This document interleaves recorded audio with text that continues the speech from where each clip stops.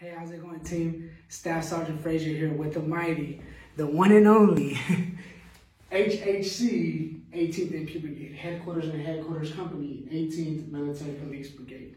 Today, we're going to be talking about and breaking down the organizational cultures of the 18th MP Brigade. But before we get started, what is culture, right? So the definition of culture, the quality in a person or society that arises from a concern for what is regarded as excellent in art, letters, manners, scholarly pursuits, and more, right? Well, and etc. And this is a quarter definition from dictionary.com. Okay, so now that we know what the definition of culture is, the book answer, right? What does that really mean? So for all my service members out there, I'll break it down to a much more similar, and it's a one-word definition in my heart. Morale, right? Morale. What is it that makes good morale? What is it that makes bad morale at the 18th Military Police Brigade? So the overall, and actually before we get into the overall culture of the 18th, please keep in mind that when we talk about the 18th, we're talking about the highest echelon, right? So when we talk about the highest echelon, then we break it down to the battalion, 709th MP Battalion. Then we break it down to companies, detachments that are all assigned to them, and they all fall under the 18th. So keep that in mind as we go through today, okay? So overall culture, business setting, right? Professional, learning environment, consistently learning on a daily basis, manners, cleanliness, it's all the image, right? The image of the 18th is what you see. First impression is big, so it's all about the image.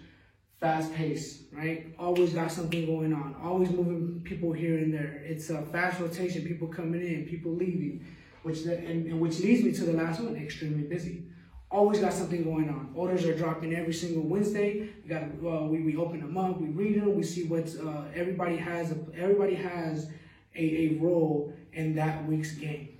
Right? So now that we know what the overall culture of the 18th MP Brigade, which is now when we get to my favorite, what is it that Staff Sergeant Frazier does? What is it that I do, or what are my duties on a daily basis, right? So my duties are as follows. I'm an operations NCOIC. So we're talking about soldier readiness, we're talking about training calendars, trackers, making sure that things are good to go 18 months out. As we move forward, DTMS, right? I'm the DTMS personnel for the 18th MP Brigade, which is implementing weapons card, implementing PT cards, and also for us Army personnel, AR 350-1 training, which falls with SHARP, EO, OPSEC, and the list goes on. It's an annual training. I'm consistently checking up on it. I put it in the system so our unit could be 100% qualified.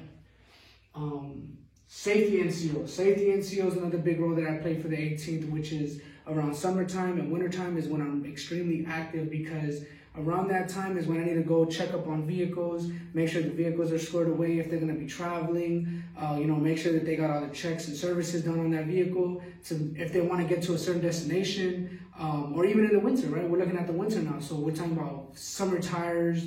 Europe has strict rules when it comes to those kind of things. So I'm the safety NCOIC to make sure that those things are prevented before they become an issue. Unit RSO, we're talking about a range safety officer. So we're talking about I generate CONOPS for all the ranges. And essentially these CONOPS are just to help people out that are gonna go out there and fire these weapons to know what time to be there, to know where they're going, and to know what they're doing for that day, right? Start time and end time. Unit land and ammo. So not just the RSO, not just out there running the ranges, I'm the supplying these ranges to essentially happen. So locking in the land, locking in and forecasting ammunition, and then locking it in so we can go pick it up for these ranges. And we have an APFT administrator. So every 6 months, just like every 6 months, we're firing our weapons for our unit readiness. Same thing with the APFT, right? So every 6 months, we take APFT, I administrate, I show up, I do the verbiage, make sure that my graders are scored away, and make sure that everybody that needs to take it for that day is there on that day to take that test. And my last one, which is my favorite one, which is an NCO, a non-commissioned officer, through and through, every day, regardless. So now that you know about the 18th MP Brigade overall culture, now you know what the role of a Staff Sergeant Frazier, and then how can he implement both a good and bad culture, right? When it comes to what is it that the main entities when it comes to the 18th. So now let's talk about healthy and unhealthy. What is it that makes it a healthy culture for the 18th, and what makes it an unhealthy culture? Now, if you take a look right here, you can see that there's a barrier that divides these two categories, right? But when you look at this barrier, you see unhealthy, healthy, unhealthy, healthy, unhealthy. And I have it, color coded to make things a little bit easier. The reason why I did that because when they're trying to divide themselves at the same time, they kind of lean on each other a little bit to make sure that they get divided. And we'll get into that. Healthy categories, right? What makes it a healthy culture for the 18? The experience that you're gonna get, right? The experience is phenomenal. People are consistently walking up to you, checking up on you, showing you around, dropping it down to what they've been in the military, what they've been doing in the military to help you out, to further your career. Smiles. If you walk in the 18th and people get nothing but smiles. Hey, how's it going? How's it going? And that's where we get greetings at. Hey, good afternoon, Staff Sergeant Frazier. Good morning, Staff Sergeant Frazier. You have a good weekend, Staff Sergeant Frazier. Or hey, how's it going, sir? Hey, how's it going, ma'am? It's just on a consistent basis.